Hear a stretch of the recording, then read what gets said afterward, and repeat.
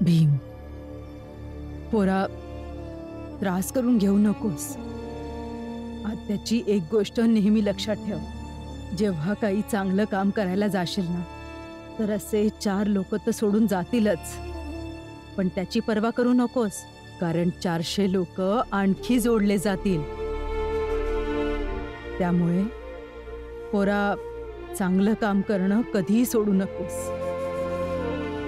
नाही आत्या, मी लायक नाहीये. लोक खरं बोलतात. ज्याच्या पण आयुष्याशी जोडला जातो, शेवटी त्या व्यक्तीचं फक्त नुकसानच होतं. लायक नाहीये मी.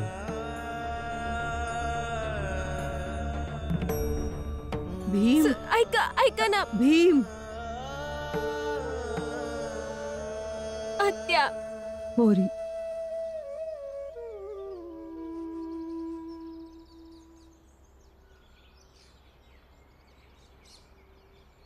कालपासून पाहतोय रडत बसलीयस. चेहरा उदास बनवून ठेवलायस. हे असं जास्त दिवस चालणार नाही. आनंदी राहायला शिक. आई, बाबा बरोबर बोलत आहे. तू आनंदी राहशील तर हा चहा, पाणी, जेवण या सगळ्यात स्वाद राहील. नाहीतर असं उदास जीवन जगणं कोणाला आवडतं? मी आनंदी आहे. आनंदी आहेस तर आनंदी दिसायला पण हवीस. आता स्मित कर, हसून दाखव.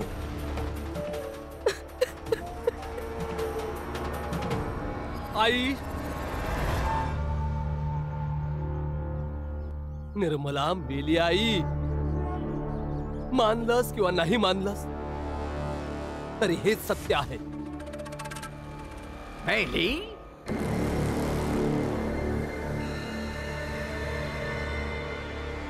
का मारून टाकले?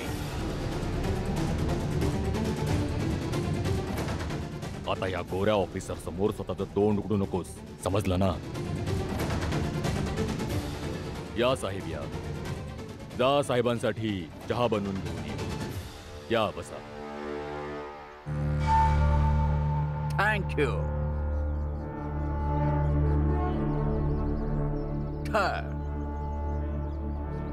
तुम्ही लोकांनी नाही बघितलं की निर्मलाला कोणी मारलं आणि कसं मारलं? नाही सर, माहित नाही कोण होते ते दुष्ट. तर तुम्ही चौकशीसाठी आला आहात? नो, चौकशी करायला नाही आलो, सावध करायला आलो. तयार राहा तुम्ही दोघं. जेलमध्ये ठेवा.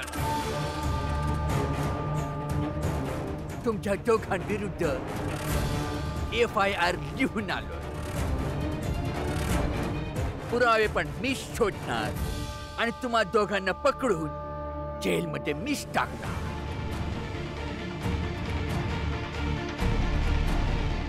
आणि तुम्ही आता जे प्रेम आणि ममता दाखवत आहात, हेच प्रेम आणि ममता तुम्ही त्या दिवशी दाखवली असती तर कदाचित निर्मला आज आपल्यात असती. 13 वर्षापासून मी इंडियामध्ये जॉब करतोय. मी बघितलंय की इथं मुलींना देवीसारखं पूजलं जातं आणि त्याच देवीचा हात पकडून जबरदस्तीने हसायला सांगितलं जातं. तिच्या डोळ्यातून वाहणारे अश्रू कोणाला दिसत नाही. असा असतो तुमच्यासारख्या लोकांचा दुहेरी स्वभाव.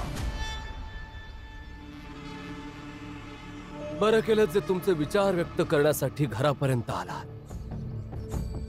मग माहित नाही कधी भेटू किंवा न भेटू. का पुढे का नाही भेटणं होणार? हा? कारण मोठे साहेब,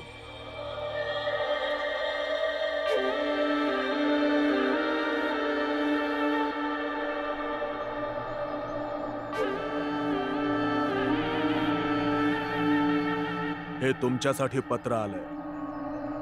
आमचं पत्र तुमच्याकडे कसं आलं? तू आमच्यासाठी पोस्टमन कधी झालाय? मोठे साहेब, वरून आलेलं आहे.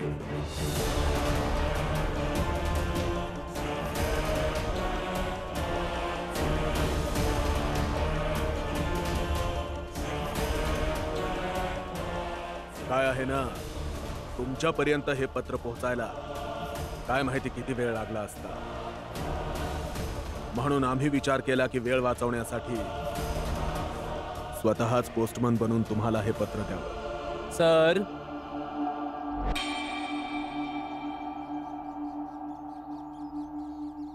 आधी आम्ही तुमचं काही करू शकलो नाही तर दुबळे समजलात का आम्हाला? शक्तिशाली माणसं आहोत आम्ही. I mean powerful. बघा, तुमच्या बदलीचा कागद हा आहे आमचा दूध.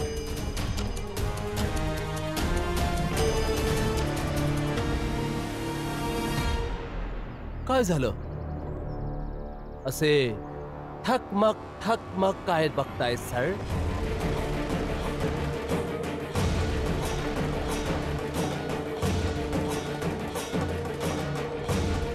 चहा पिऊन जाणार की न पितात?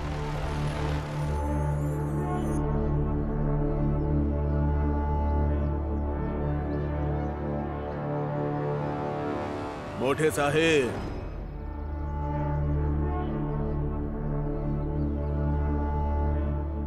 काय ना की वेळोवेळी लोकांना त्यांची लायकी दाखवत राहिलं पाहिजे. नाहीतर खालच्यांना हा भ्रम होतो की ते उडी मारून वरच्यांपर्यंत पोहोचू शकतात. हे ट्रान्सफर लेटर आहे, माझं रिटायरमेंट लेटर नाही. हे लक्षात ठेवा.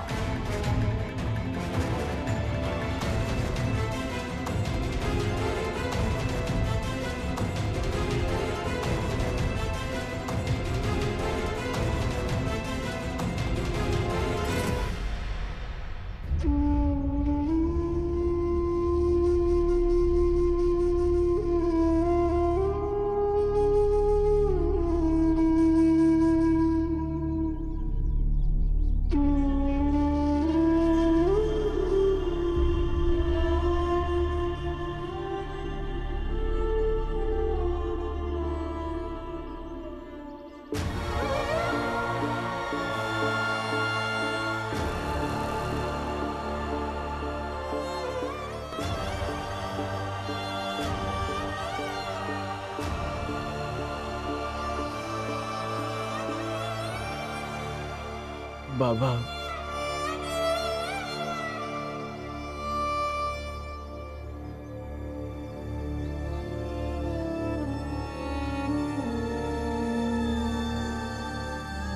थकल्यासारखं, हरल्यासारखं,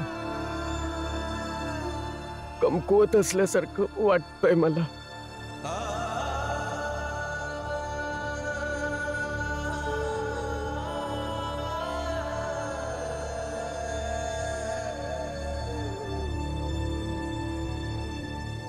जिजाबाई,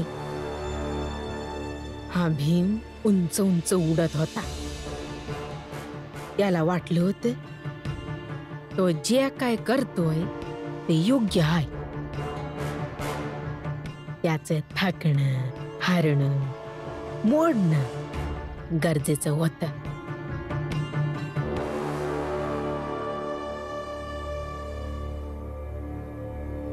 काही हरकत नाही, पण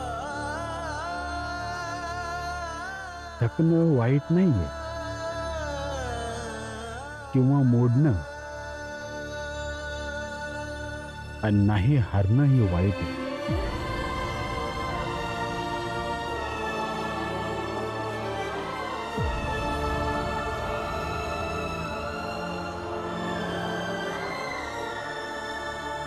हे बघ पुरा,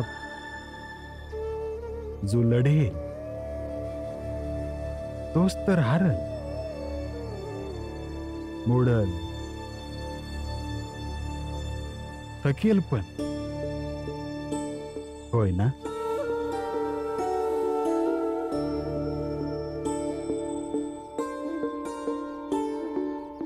जा पोरा, जाऊन आराम कर. हं?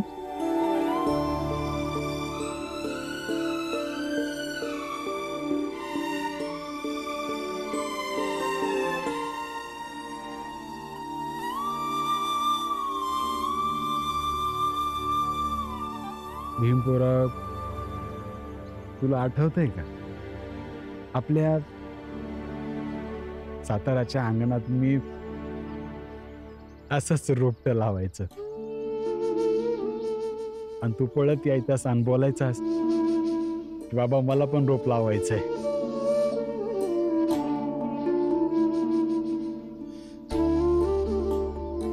आज बाप लेक मिळून रोप लावूया. चल, असंच काहीतरी करूया. हं?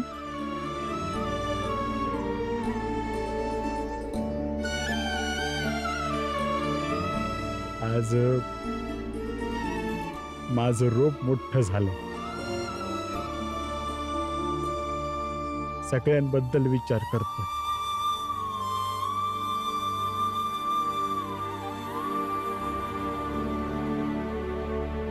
चल ये, बस.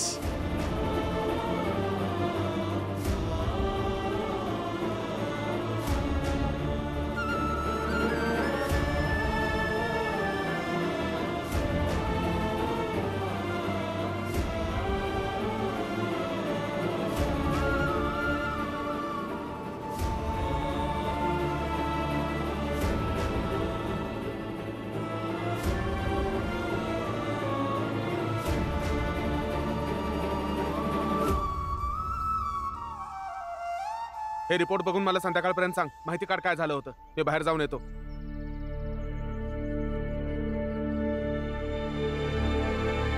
तर तुम्ही इथे काय झालं? ते झालं जे आमच्या बरोबर नेहमीच होतं. ट्रान्सफर. त्यांनी आपल्या ताकदीचा वापर केला. आमची ट्रान्सफर केले. जाण्याआधी विचार केला तुम्हा सगळ्यांना भेटून जाऊ. पण साहेब, तुम्हीच राहणार नाही इथे तर आम्ही काय करणार? एक विश्वास जागा झाला होता, तो विश्वासही संपला आता. No no no no no no. आशा कधीही सोडू नका. तशा प्रकारे भीमराव नाही सोडत. विचार करा, आम्ही 4 दिवसही या ताकदवान माणसाचा सामना नाही करता आला आणि हरल्यामुळे माघार घेतली. मग विचार करा कसा एकटा लढत असेल याच ताकदवान माणसांबरोबर. आशेमुळेच लढतोय ना. त्याने तर आशा नाही सोडली. म्हणूनच म्हणतो तुम्ही पण आशा नका सोडू. Bhim is very brave boy. खूप शूरवीर मुलगा आहे. हा शूर ते आहेत, पण पहिल्यांदाच मी त्यांना इतकं तुटताना आणि हळवं होताना बघितलंय. मी त्यांना असं तुटताना बघून लई त्रास होतोय. नाही बघू शकत मी असं त्यांना तुटताना.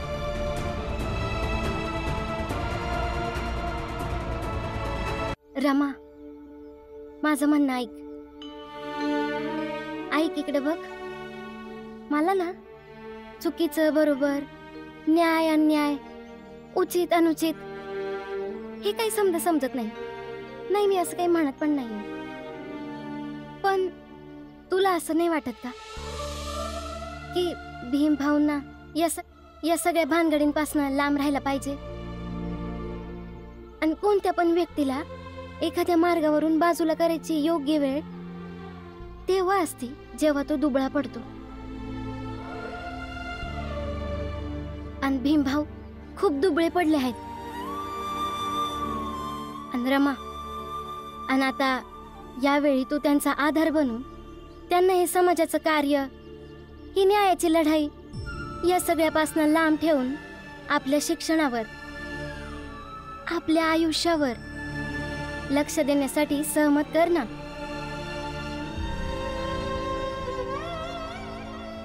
एकदा विचार कर ह्या गोष्टीचा.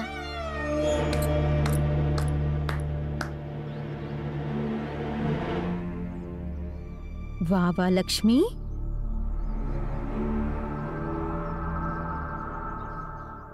इतक्या दिवसानंतर आज लक्ष्मीने रमाला इतका चांगला सल्ला दिलाय. मला तर अजून प्रेम येतंय तुझ्यावर. हे बघ रामा, भीमला चांगलं समजून सांग की आपलं आयुष्य चांगलं बनव, तर घर आणि कुटुंब व्यवस्थित चालवल. नाहीतर दुनियादारीच्या फंदात पडून भीमच्या कारणानं रोज कोणचं ना कोणचं वाटोळ होतच राहील. आणि या अपराधीपणाच्या भावनेमुळे भीम दुःखी राहील. मग या शिक्षणाचा काय फायदा?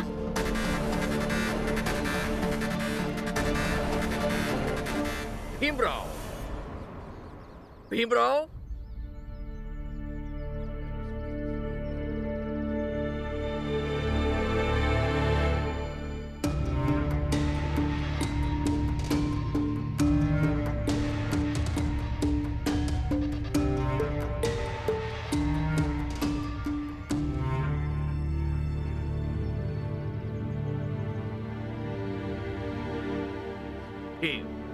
मी मुंबई पासून लांब जातोय.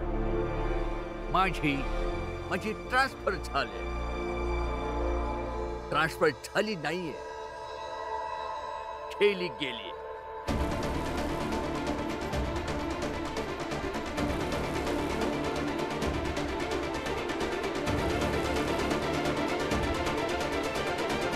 तुझ्या या लढाईमध्ये तू एकटा सामील नव्हतास. मी पण सामील होतो तुझ्या सोबत. आणि ही लढाई फक्त तूच हरला नाहीये, मी पण हरलोय. एनिवेज, जाण्या अगोदर मी फक्त तुला हे सांगायला आलो की तुझा हा देश, तुझी ही कंट्री खूप ब्युटिफुल आहे, खूप सुंदर आहे. पण ह्याच्या सुंदरतेवर एक खूप मोठा कलंक आहे, जो याच्या सौंदर्याला, त्याच्या सुंदरतेला कलंक लावतो. आणि तो कलंक आहे जातीयवादाचा.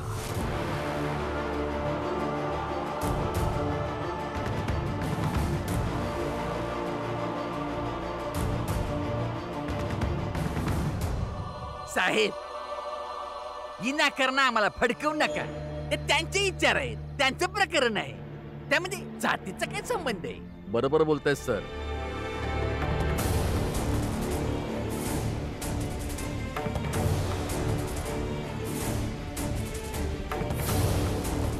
बरोबर बोलत आहेत. विचार करा, जर जातीवादाची सीमाच नसती तर त्यांच्याकडे भीम, दीपकच्या आईसारखा विचार करणारी माणसं असती. आणि मग कदाचित ह्याचा परिणाम काही वेगळाच असता.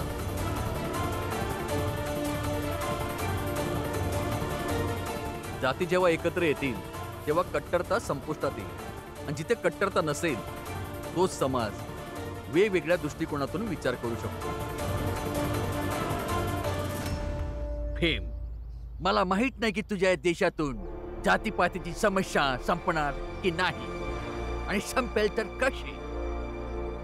मला तर फक्त इतकंच माहितीये की या देशात तुझ्यासारखा योद्धा आहे, ज्याला लढायचं माहित आहे. आज मी या शूर योद्ध्यासाठी क्लॅप करू इच्छितो.